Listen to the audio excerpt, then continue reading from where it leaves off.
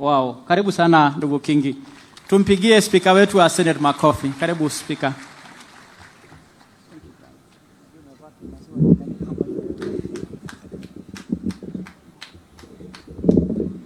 Asante sana gavana wa Kajiado. Mheshimiwa Rais wa Jamhuri ya Kenya, itifaki zote zikizingatiwa kwa sababu ya wakati, mabibi na mabwana, Bwana asifiwe. Bwana asifiwe.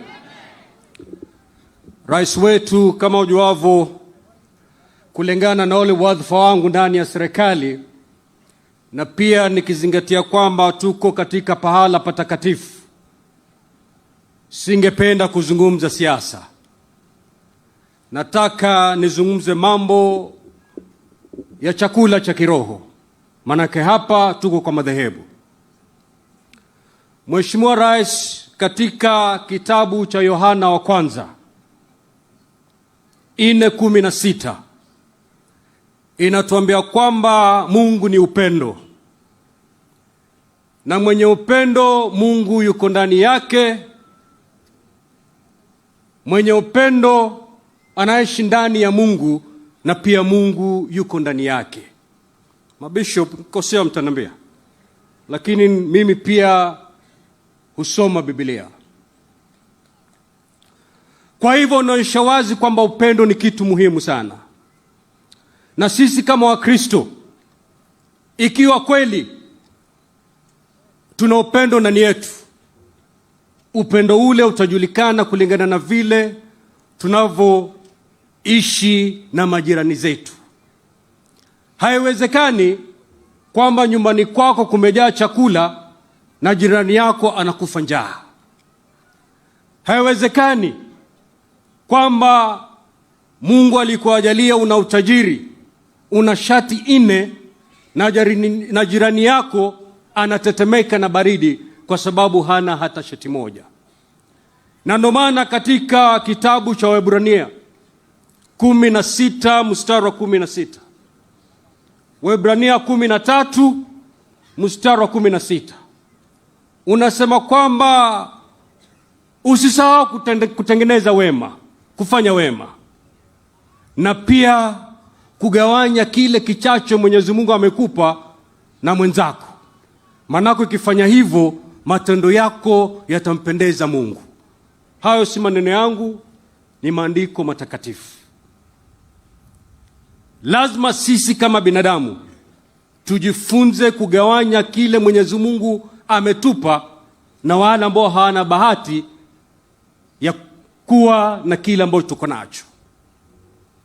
Na katika kitabu cha Luka 3:10, Yohana alipoulizwa alisema kwamba ikiwa una shati 2, mupatie yule ambaye hana shati, na wale wenye chakula pia wafanye hivyo hivyo. Yale ni maandiko matakatifu. Leo hii nataka niwaambie wakazi wa Kimana, Kajiado, maandiko haya yatakuwa na maana ikiwa tutayatekeleza sisi waumini. Na hakuna mtu ambaye ameanzisha kutekeleza maandiko haya isipokuwa rais wetu wa Jamhuri ya Kenya. Wakati aliposema kwamba haiwezekani kwamba sisi wa Kenya tuko sawa, lakini kuna wengine wakiwa wagonjwa wanaenda hospitali za kifahari na wengine wanabaki nyumbani wanakufa kwa sababu hawana mbele wala nyuma. Haiwezekani. Hivyo hivyo rais wetu akasema kwamba haiwezekani kwamba unaishi nyumba ya vyumba 6 na kuna mwingine anaishi kijumba cha udongo. Haiwezekani. Na ndio maana rais wetu akasema yule mwenye shati 2 tafadhali toa moja ili umsaidie yule ambaye hana shati. Yule ambaye anapokea mshahara katika Jamhuri yetu ya Kenya anakatwa kodi ili msaidie yule wa kule chini ili naye asaidike. Leo hii mimi kama spika wa bunge na wafanyikazi wengi ndani ya serikali, sisi tuna bima ya afya. Leo hii nikiwa mgonjwa sitagharimika hata shilingi kwenda hospitali. Lakini wewe ambao umekaa hapa ukiwa mgonjwa, lazima uite MC wako, mbunge wako, viongozi wako wa kisiasa waje wachange ili uende upate matibabu. Si haki. Hiyo si haki. Na ndio maana rais akasema kwamba ikiwa sisi viongozi tunaweza kuwa na bima, kwa nini mwananchi wa kawaida asiwe na bima? Ndio akasema kwamba yule ambaye anapokea mshahara atatozwa kodi, na lile kodi litatumika kumpatia bima yule ambaye hana mshahara. Rais amefanya makosa? Amefanya makosa? Yale maandiko ya Luka 3:10 kwamba mwenye shati mbili apeane moja. Rais akarudi hapo akasema wale ambao wanaishi katika nyumba za kifahari, wale wenye mishahara mikubwa, tutawatoza ili yule Masai ambaye anaishi katika nyumba ya udongo tumjengee nyumba na yeye aishi kama binadamu. Rais ana makosa? Ana makosa? Maandiko anayatimiza. Lakini leo hii wakao za Kimana, rais wetu anakashifiwa na si mtu mwingine. Wengine ambao wanamkashifu katika madhabahu haya ya kanisa, kwamba anachofanya rais ni makosa. Rais kusema toa shati moja kwa sababu na tatu umpatie mwingine, anakashifiwa kati ya haya madhabahu yetu.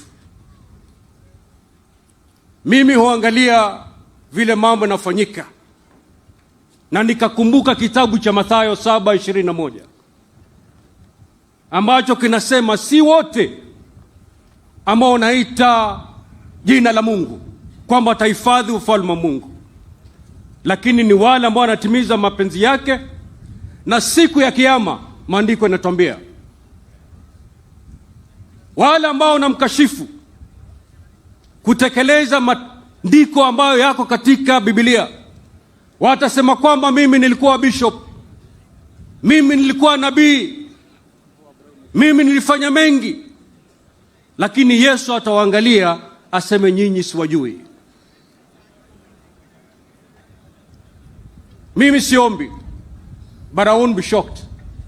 Sistaajabu kama siku ya kiyama na Mwenyezi Mungu atufikishe hapo kuona bishop wengine Yesu akiwaambia sikujui, kwa sababu ya kupotosha wa Kenya. Ni jambo la kufadhaisha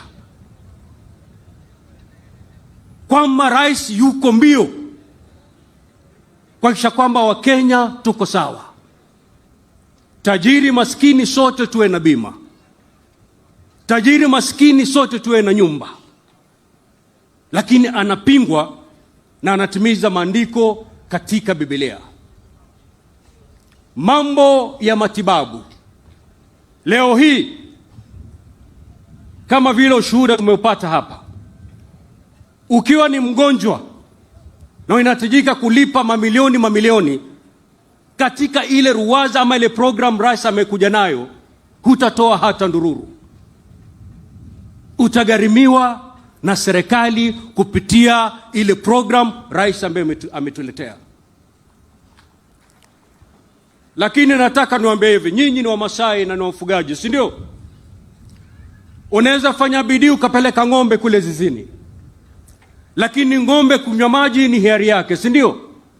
Rais hata awe na bidii ya aina gani kuleta program kama hizi, ikiwa nyinyi Wamasai wakazi wa Kajiado hamtaenda kujisajili katika mpango huu wa Taifa Care, hata rais afanye bidii aina gani, hamtafata faida ya Taifa Care. Kwa hivyo langu nikimaliza, na waomba wakazi wa Kimana, wakazi wa Kajiado, ikiwa hujajiandikisha, kimbia ukajiandikishe, maana yake hujui ugonjwa utakuja lini. Magovernors are expected kwamba nitaona meza kama 10 hivi hapa hivi leo katika hafla kama hii. Mkutano unaendelea na watu wanajisajili. Manake ile bima hatujui ugonjwa utapiga kodi lini. Kwa hivyo nawaomba wakazi wa Kimana, wakazi wa Kajiado na Wakenya mzima, msikubali kudanganywa. Taifa Care ni yenyu, inawajali. Hiyo si siasa, manake mimi kama speaker sipigi siasa. Hiyo ni wito, manake mimi pia nimepata shida mingi sana. Hakuna weekend imefika bila kupata kikadi cha kwenda fanya harambee ya mgonjwa. Lakini mbele ya Taifa Care, mambo ya harambee za ugonjwa tutazika katika kaburi la sahau. Lakini lazima tulikumbatie, sote tuweze kujisajili. Tukifanya hivyo, hii mbinu ya rais wetu tutaipata matunda yake. Kwa sababu ya mvua inakaribia, nataka nimwalike